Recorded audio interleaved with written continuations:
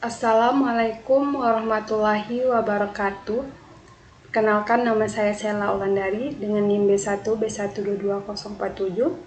Di video kali ini saya akan mempresentasikan tugas dengan mata kuliah Tata Kelola Keuangan Pemerintah dengan dosen pengampu Bapak Dr.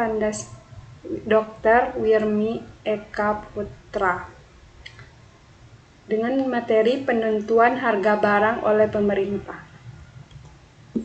Yang pertama, penentuan harga barang-barang publik.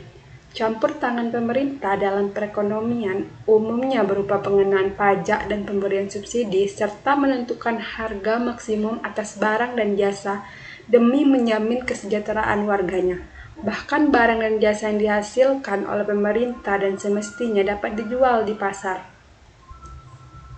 Kebijakan harga hasil pertanian. Kebijakan harga merupakan salah satu kebijakan yang dapat dipakai oleh pemerintah untuk mencapai sasaran rencana pembangunan seperti mendorong produksi dan memelihara kestabilan ekonomi dan sebagainya. Pemerintah dapat menentukan kebijakan dalam mencapai sasaran pembangunan seperti mendorong masyarakat untuk produksi dalam kestabilan ekonomi. Masyarakat berperan untuk menaikkan kestabilan ekonomi. Kebijakan harga ini juga dapat diterapkan dalam hal produksi pertanian. Fungsi penawaran. Fungsi penawaran menunjukkan jumlah barang yang ditawarkan pada berbagai tingkat harga dari barang tersebut. Fungsi penawaran di sini bahwa masyarakat bisa menawarkan barang dari harga yang terrendah sampai tinggi. Hukum penawaran menyatakan bahwa jumlah yang ditawarkan akan bertambah apabila harga barang lebih tinggi. Tanggapan harga di sektor pertanian. Mengetahui sifat elastis penawaran suatu hasil produksi, maka dengan mengubah harga, pemerintah mengharapkan dapat mempengaruhi jumlah produksi yang dihasilkan.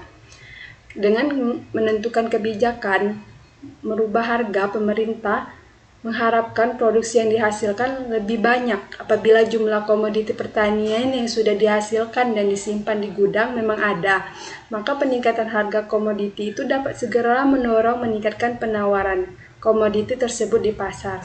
Jika di gudang telah disiapkan untuk penawaran harga atau barang yang akan dijual, maka segera akan mendapatkan penawaran komoditi tersebut di pasar.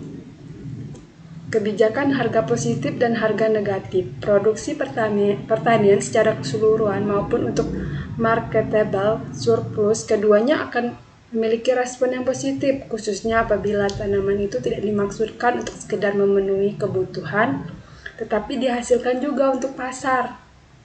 Contohnya, masyarakat ikut menanam atau menjual atau pertanian untuk kebutuhan diri sendiri, tapi juga untuk kebutuhan yang akan dihasilkan juga untuk dijual di pasar.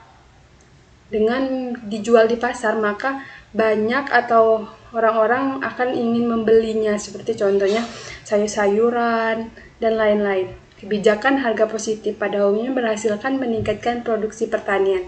Namun demikian, karena hasil produksi pertanian berupa bahan makan dan bahan mentah bagi sektor industri dan sektor jasa, maka dengan adanya kebijakan yang membuat harga produksi pertanian tinggi atau mahal. Kebijakan penyangga. Pemerintah menentukan harga dasar dan harga maksimum.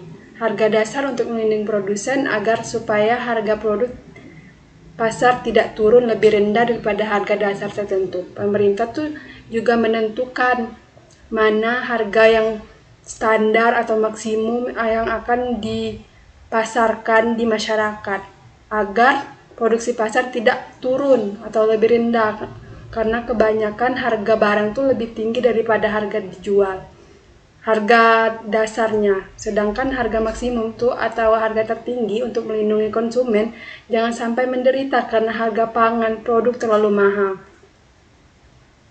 Apalagi sekarang harga-harga barang atau sembako atau yang lainnya itu lagi ngelonjak gitu, harganya tidak sesuai dengan harga dasarnya.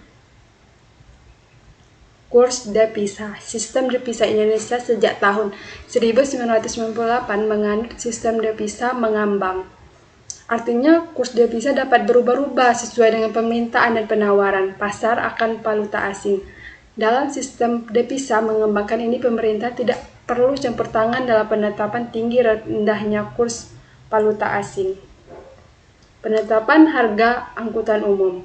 Tarif transportasi ditentukan oleh berbagai faktor. Faktor utamanya itu yang mempengaruhi tarif transportasi adalah jarak, berat, dan densitas. Faktor penetapan harga angkutan itu antara transportasi adalah jarak.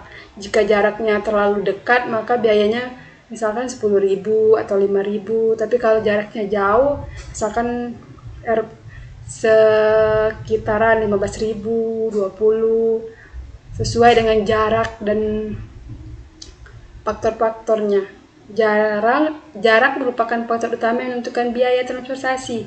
Umumnya biaya transportasi dipicu oleh jarak. Jarak transportasi akan berkontribusi secara langsung terhadap biaya variabel seperti tenaga sopir, biaya bahan bakar, minyak, dan biaya pemeliharaan kendaraan. Demikianlah yang dapat saya sampaikan. Lebih dan kurangnya saya mohon maaf. Saya akhiri. Wassalamualaikum warahmatullahi wabarakatuh.